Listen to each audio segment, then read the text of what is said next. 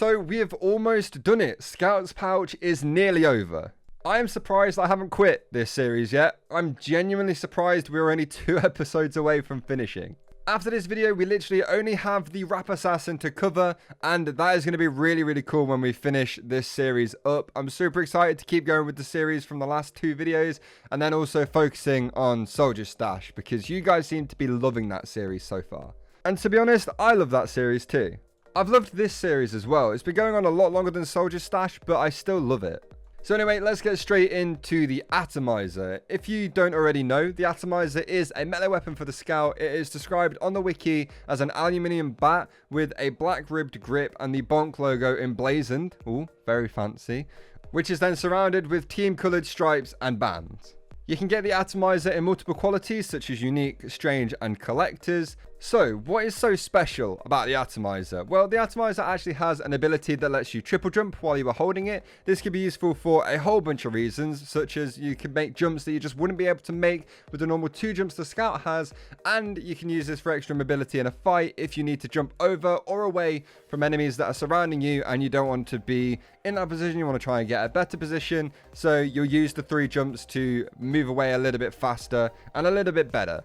There is also probably a few more uses for this weapon that I can't think of off the top of my head, so let me know in the comments down below what you use the Atomizer for if you do use it, and if I've missed something. There is actually another feature of this weapon that I didn't really know existed, and that is that while you're mid-air, the attacks turn into mini crits. It's like the B-Tech version of the Market Gardener. While this isn't the most useful feature for this type of weapon to have, I'm sure that you'll end up thankful for it if you ever are able to make use of it in game and you get that kill that saves your life. So for now, I'm not going to bash that feature on the Atomizer. It will come in useful more times than it will be a detriment to you. So I'm going to be nice today. I mean, it's an added bonus. You're not going to complain that you do more damage in the air, even if you're rarely hitting people in the air. It'd be stupid. Okay, so now let's get into some of the downsides of using the Atomizer. Now, this bat actually does less damage to players. In fact, it is 15% less damage to players, which isn't ideal. And it also deploys 50% slower than the regular bat, which again, isn't great. But to be honest, the 50% slower deploy time doesn't really feel that different. Maybe if you're in a fight where every millisecond counts, it will. But for casual play, which is where I spend most of my time, it's really not that bad. Also, the Atomizer does the same amount of damage as the regular bat to buildings, just not players. So that's a useful tip for you to know.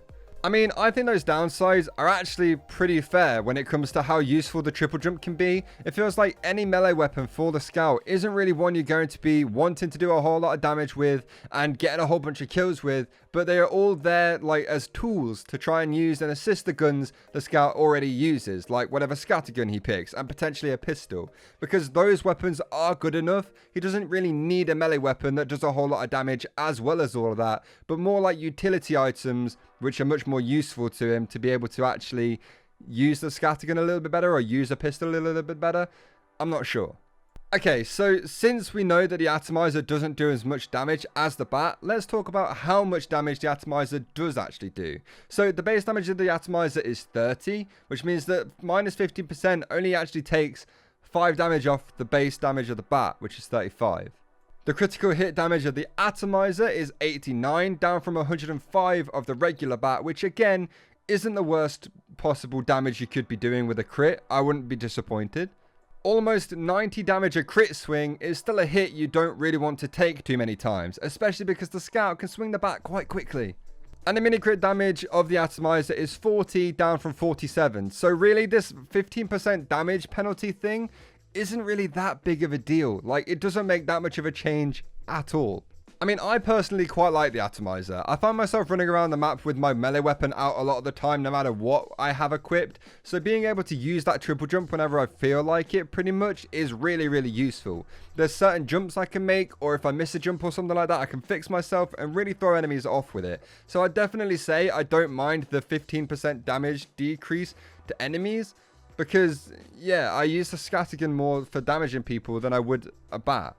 The Atomizer complements a whole bunch of loadouts. If you wanted to use the man milk, you can. If you wanted to use one of the drinks, you can. And if you wanted to use a pistol, you can. They all benefit from having the Atomizer equipped, and the scattergun that you choose to use should be able to deal with most of the enemies, meaning that even if the 15% damage decrease isn't actually that much, you hopefully don't have to count on the Atomizer for most of your kills. I would definitely recommend trying out the Atomizer and seeing what you guys think.